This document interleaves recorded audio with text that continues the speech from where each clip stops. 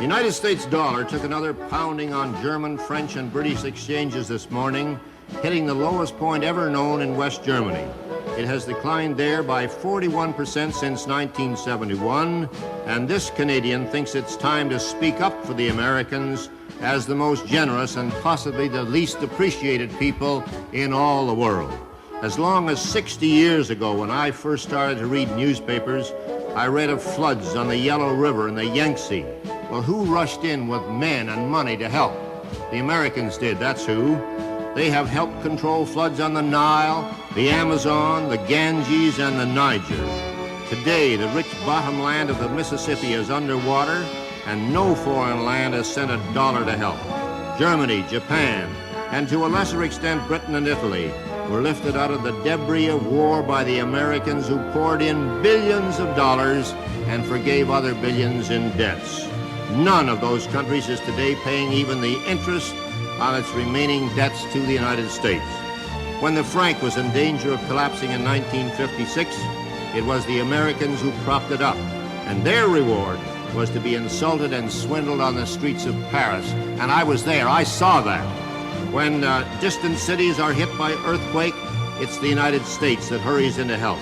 Managua, Nicaragua is one of the most recent examples. So far this spring, 59 American communities have been flattened by tornadoes. Nobody has helped. The Marshall Plan, the Truman Policy, all pump billions upon billions of dollars into discouraged countries.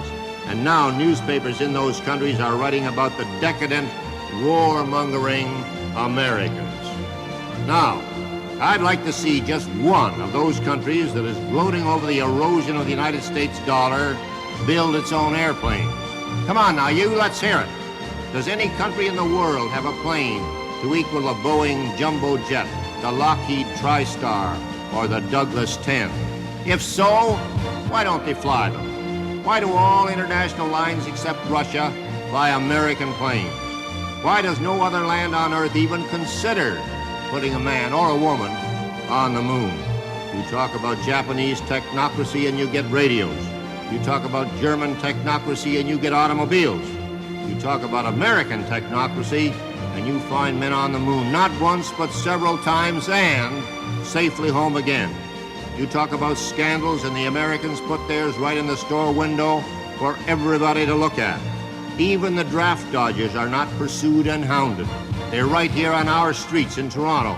Most of them, unless they're breaking Canadian laws, are getting American dollars from Ma and Pa at home to spend up here. When the Americans get out of this bind, as they will, who could blame them if they said to hell with the rest of the world? Let somebody else buy the bonds. Let somebody else build or repair foreign dams or design foreign buildings that won't shake apart in earthquakes. When the railways of France and Germany and India were breaking down through age, it was the Americans who rebuilt them. When the Pennsylvania Railroad and the New York Central went broke, nobody loaned them an old caboose. Both of them are still broke. I can name to you 5,000 times when the Americans raced to the help of other people in trouble. Can you name to me even one time when someone else raced to the Americans in trouble? I don't think there was outside help even during the San Francisco earthquake. Our neighbors have faced it alone, and I'm one Canadian who is damn tired of hearing them kicked around. They'll come out of this thing with their flag high, and when they do, they're entitled to thumb their noses at the lands that are gloating over their present trouble. I hope Canada is not one of these, but there are many smug, self-righteous Canadians. And finally, the American Red Cross was told at its 48th annual meeting in New Orleans this morning that it was broke.